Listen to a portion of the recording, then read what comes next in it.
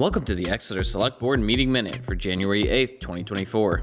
Concerns were voiced by residents regarding transparency on information about the fate of Pickpocket Dam. I represent a group of concerned residents about the dam. My house is built into the side of the cliff. If this water level goes down, I'm worried what's going to happen.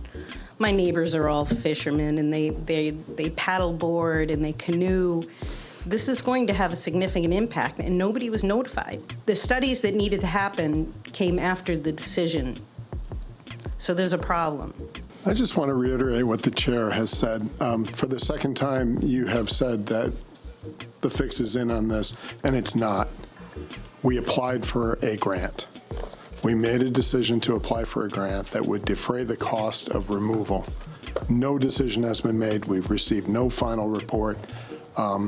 So I personally would appreciate it if you would stop saying that a decision has been made, because it hasn't. A warm welcome was given to the new Public Works Director, Stephen Cronin. I'm very excited to introduce our new Public Works Director who started last week, Mr. Stephen Cronin. Good evening.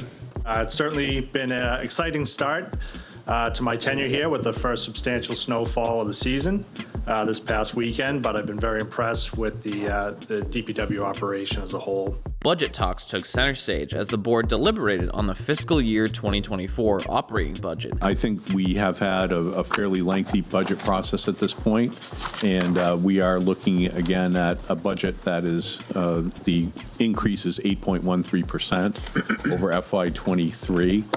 One of the central themes of this budget has been the fact that it's a people budget. We have worked hard to retain and incentivize employees through this budget. We're also faced with some fixed cost increases due to inflation pretty much across the board, I would say, in terms of expenses and employee benefits. Health insurance in particular is up 10% this year. So there are some budgetary challenges. Discussion was had on restructuring or joining certain committees to address the issue of lack of attendance and not meeting quorums. We looked at all of the boards and committees, the makeup of them, the vacancies, and we just went through each one and tried to find any committee or board that might need some help in terms of meeting a quorum. We looked at attendance and so forth. Presently, the makeup of the Water and Sewer Committee are 7 voting members, including the select board member. You would need 4 people to meet the quorum. And I think you can attest to that's been difficult. It has been difficult.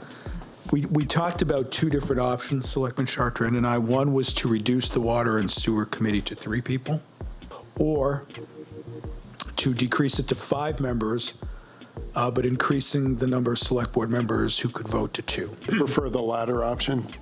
I think 3 is a tight number, and 5 is better. And to have 2, given the importance of water and sewer for the town and for this board, having 2 select board members makes sense to me. During committee reports, Selectwoman Julie Gilman spoke about local housing initiatives and broader legislative matters that are being addressed at the state level in New Hampshire. There's a housing bill that is aimed at stabilizing rent, and it would put the select board in charge of stabilizing the rent in the community. Well, I just made the same face. Not everybody did.